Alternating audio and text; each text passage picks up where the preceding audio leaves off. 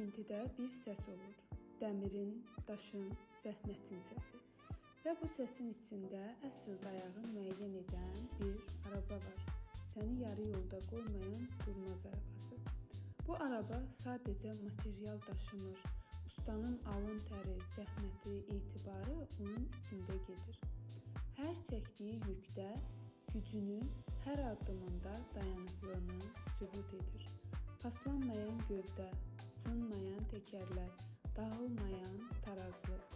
Durmaz arabası tikintinin səssiz, amma ən güclü işçisi kimi yanındadır. Çünki Durmaz üçün bu sadəcə bir araba deyil, gücün, etibarın və işin arxasında dayanan əsl dayağın özüdür.